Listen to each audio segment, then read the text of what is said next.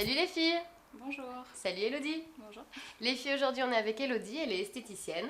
Ça tombe très bien Elodie parce que tu vas pouvoir conseiller Coralie. Coralie m'écrit qu'elle aimerait refaire toute sa trousse de toilette, elle n'a plus rien. Qu'est-ce que tu lui conseilles comme produit, comme soin du corps et du visage? Et du visage. Alors, pour commencer donc les soins du visage, ça serait bien de commencer par un nettoyant visage matin et soir. Alors un nettoyant, ça peut être quoi? Un gommage, une mousse? Alors, ça peut être une mousse nettoyante ou plutôt un lait démaquillant avec une lotion démaquillante en fait. Alors ça c'est plus pour se démaquiller le soir? Voilà, ou c'est on pour se nettoyer le visage en fait. Là, avant de faire ses soins, on nettoie son visage dans un premier temps. Et est-ce que le matin au réveil on se démaquille? Oui, on peut le faire également le matin. D'accord. Donc un démaquillant et une lotion.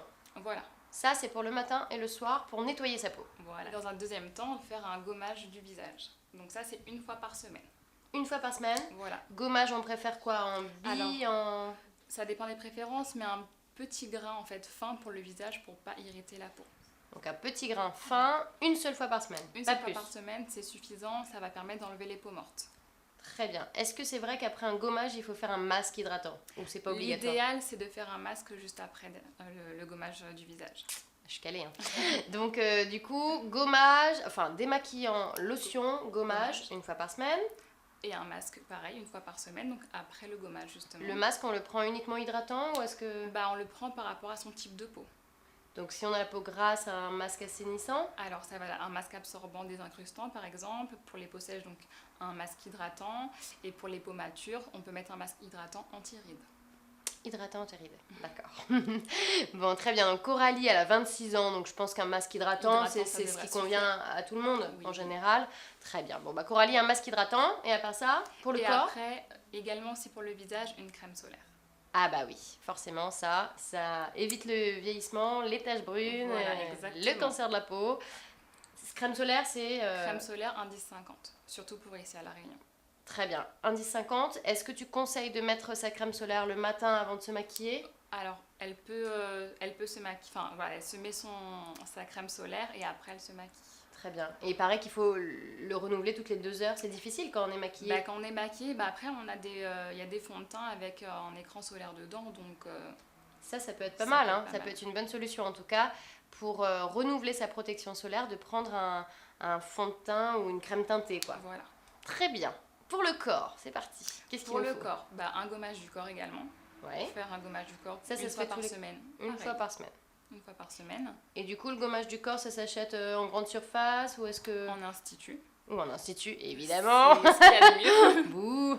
Ok, en institut, ça sera certainement de meilleure qualité. Voilà. Donc, un gommage qu'on fait une fois par semaine. Une fois par semaine, voilà. Alors, par rapport au gommage du visage, le grain sera plus gros. Oui, forcément, la peau est plus dure et plus épaisse. Okay. Et ensuite, une crème hydratante ou une huile selon les préférences. Crème hydratante, est-ce qu'on prend quelque chose, je sais pas, contre la cellulite ou qui lift un peu ou après, ça dépend de problèmes de peau qu'on a. Après, il y a des huiles plus ou moins riches.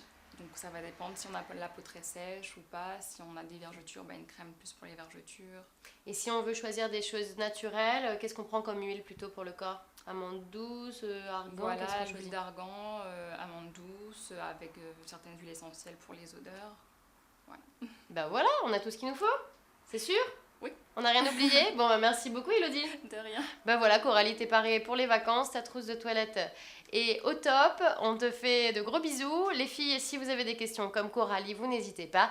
Le site internet www.secretfille.tv ou bien la page fan. À très vite. Au revoir. Bonsoir les filles. Bonsoir. Christelle. Les filles, j'ai la chance ce soir d'être avec Christelle qui est notre psy secret de fille. Nous avons ce soir Anne-Gaëlle. Anne-Gaëlle, elle a 32 ans. Et Anne-Gaëlle, quand elle part en soirée, et en fait, elle a pas confiance en elle. Elle n'arrive pas à se mêler à la soirée. Elle n'arrive pas à créer une conversation. Elle n'arrive pas à... Comment est-ce qu'on peut aider Anne-Gaëlle? Alors, Anne-Gaëlle, très certainement que si tu n'arrives pas à aller vers les autres, déjà, c'est que ça fait partie de ta personnalité. De se mettre en recul. C'est ça. C'est quelqu'un de réservé, de timide, très certainement. Mais du coup, si elle nous écrit, c'est que ça devient problématique. Voilà, c'est ça. Alors, est-ce que ça l'est parce qu'elle se dit, les autres y arrivent et moi je n'y arrive pas? Pourquoi? Et du coup, peut-être qu'il faut qu'elle accepte tout simplement d'être comme ça, d'être quelqu'un de réservé et de timide. Et je crois que c'est aussi une belle qualité. Ou alors, il faut qu'elle franchisse le pas, quelque part qu'elle se fasse un peu violence pour dépasser quelque chose qui aujourd'hui lui pose problème, sa timidité. Le meilleur moyen d'y arriver, ça va être déjà d'y aller avec des amis qu'elle a déjà. Parce que là, elle nous parle qu'elle est en soirée, donc je suppose que déjà... Elle a du mal à, entre guillemets, se décoincer, quoi. Voilà. Peut-être, dire aux copines, j'aimerais bien pouvoir y arriver. Comment tu fais, toi? Comment trouver, des conseils des copines proches, c'est déjà plus facile. Et puis ensuite, aussi se dire que lorsqu'elle aborde quelqu'un, elle donne une image d'elle-même. Et prendre le temps d'y réfléchir et de se dire, j'y vais, je me force, mais je ne vais pas non plus montrer quelque chose qui est à l'opposé de moi. Oui, voilà, il faut qu'elle garde sa personnalité. C'est sûr, bien parce entendu. qu'elle restera quelqu'un de réservé, très certainement. Donc il faut qu'elle arrive à trouver l'équilibre, le juste milieu pour pouvoir franchir sa timidité et en même temps rester quelqu'un de calme, de timide, dans tout ce que ça a en ayant une vie sociale aussi, un peu plus épanouie. Voilà, bien sûr. Merci. Anne-Gaëlle, je te souhaite une très bonne soirée. Merci Christelle pour toutes ces informations. À bientôt. Bonsoir. Bonjour Karine. Bonjour Stéphanie. Bonjour les filles, j'ai la chance aujourd'hui d'être avec Karine qui va donner des conseils d'expert à Julie qui a 30 ans. Julie, elle voudrait savoir un petit peu comment s'habiller quand on est ronde. Est-ce qu'il y a des vêtements qu'il faut privilégier plus que d'autres? Alors Julie, je te dirais en quelques petits mots vraiment les codes pour pouvoir se mettre en valeur quand on est ronde. Déjà, il faut penser à la monochromie. Monochromie, c'est une couleur, c'est-à-dire en haut et en bas, en une couleur pour vraiment uniformiser. Ensuite, en deuxième point... Ah oui, donc là, tu es en train de nous dire qu'on ne change pas la silhouette, en fait. Il faut mettre une seule couleur de haut en bas. Voilà, ça. D'accord. Quand on s'habille en une couleur, en haut et en bas, ça a tendance à mincir. D'accord, très bien. Ok. Voilà. Ensuite, en deuxième point, ce serait verticalité. Donc, vraiment penser à toutes les lignes du vêtement de façon verticale. Voilà, c'est-à-dire que si tu as des rayures, ce sera vertical. Si tu as des coupes ou éventuellement des doublures ou éventuellement du superposé, ce sera toujours dans la verticalité. Le pointu, vertical. Notez bien les filles les conseils, notez bien. Ok, donc monochromie, verticalité. Ensuite, on a... Ensuite, c'est important la fluidité du vêtement. Voilà, il ne faut pas que ça soit... Fluidité, les filles. Il ne faut pas que ce soit près du corps. Il ne faut pas qu'on soit étriqué dans son vêtement. Exact. Fluidité veut dire vraiment mouvement vers le bas. Et ça rejoint aussi la verticalité. C'est très très important de s'habiller près du corps, mais pas quelque chose de moulant qui va vraiment prendre toutes les formes. D'accord. Donc près du corps veut dire en fait que ça soit pas trop large, trop de taille au-dessus, voilà. D'accord. Comprends? Ouais, je comprends. Ouais. Je fais en fait un rappel pour Julie. Oui. Donc monochromie. Comment t'as dit? Monochromie. Monochromie. Voilà. Une couleur sur l'ensemble de la tenue. Exact. Ensuite, la verticalité. Verticalité dans le vêtement. Dans le vêtement. Oui. Donc ça, c'est ce qui permet de ne pas avoir un vêtement trop proche du corps. Oui. D'accord. Ensuite, la fluidité. la fluidité. Oui, du vêtement. Et pour finir, près du corps, mais pas moulant. Voilà. Faire la différence. C'est ça. C'est pas... Quand on dit moulant, c'est vraiment compresser la silhouette. On peut même ajouter un petit plus, parce qu'il y a beaucoup de coachs en relooking. Travailler la colorimétrie, c'est-à-dire les couleurs qui nous vont. Et souvent... Selon les saisons. Exact. Automne, hiver...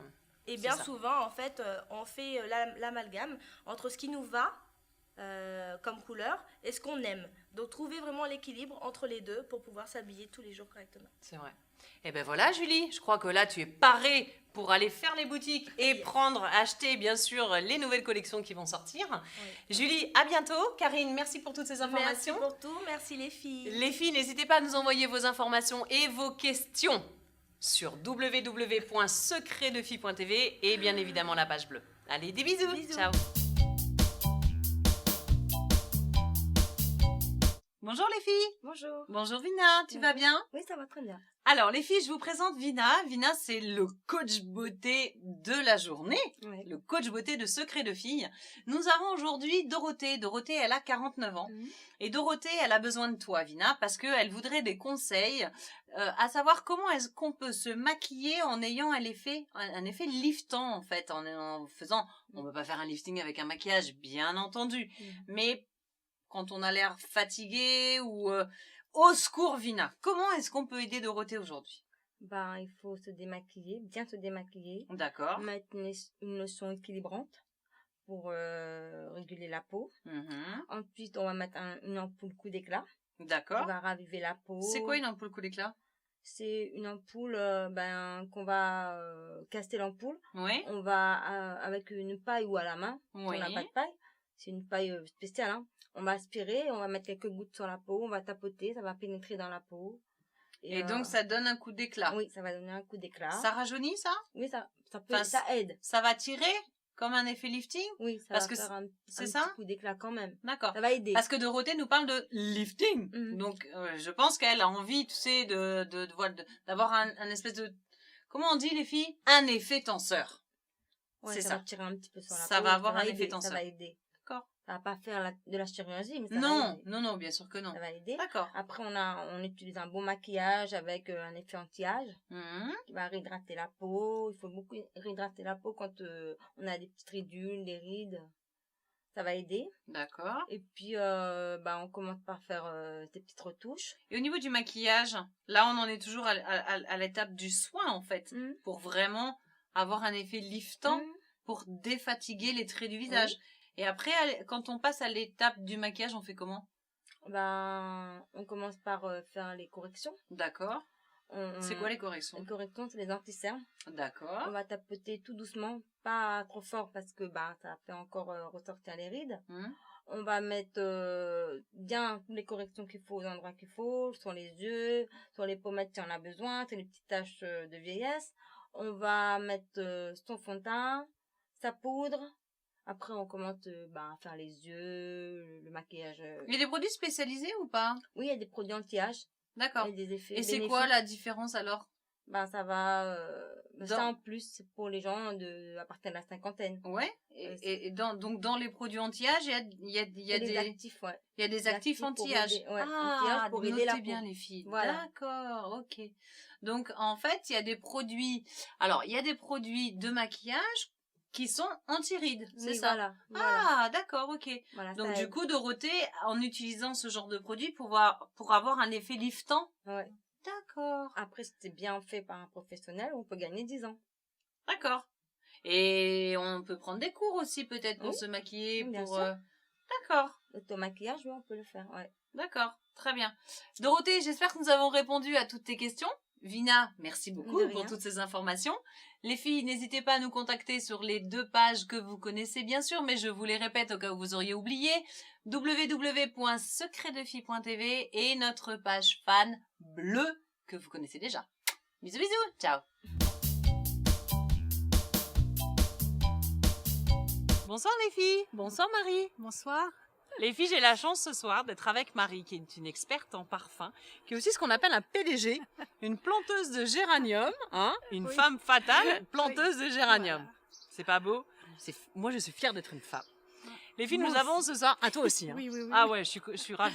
Les filles, nous avons ce soir Zarina. Zarina, elle a 22 ans. Et Zarina, elle est donc d'origine orientale. Et elle se pose la question à savoir comment... Est-ce qu'on choisit un parfum oriental quand on a 22 ans? Parce que voilà, on a envie de pas forcément faire un retour aux sources. On n'a pas envie de parfumer la rue quand on se quand on se balade. Mais quels sont les choix cruciaux qu'on doit faire? Les choix, je pense qu'il faudrait qu'elle récupère du patchouli. Du patchouli. Ça se mélange le patchouli, on le met pas pur comme ça. Non, pas du tout. Voilà. Le patchouli, le musc et du santal. D'accord. C'est les 3 notes qu'on utilise dans les parfums orientaux. D'accord. Bien sûr, avec un petit peu de jasmin, un petit peu de géranium, puisque vous savez très bien que le géranium il est fixateur du parfum, et du vétiver. D'accord. Voilà. Le géranium est aussi utilisé comme fixateur. Ah, c'est important ça, les filles, notez-le. De parfum. Et aussi Et aussi, il donne un petit peu l'odeur de la rose. Aussi. D'accord. Et qui se marie très bien avec le patchouli et le santal pour les parfums orientaux. Il ne faut pas mettre, par exemple, dans un parfum de 100 ml, vous n'allez pas mettre 80 ml d'huile essentielle. C'est plutôt 80, voire 95% d'alcool et 5% d'huile essentielle. C'est pour ça qu'on conseille toujours de ne pas se parfumer pour aller au soleil. Et oui, et puis il faut faire attention. Vous avez des senteurs, vous ne pouvez pas mettre 15 ml par exemple de santal dans un parfum parce que ça va être trop fort, ce serait importable, je dirais. D'accord. Donc voilà, il faut aller modérément. Et puis il faut penser aux gens qui t'entourent quand tu mets du parfum. Voilà aussi.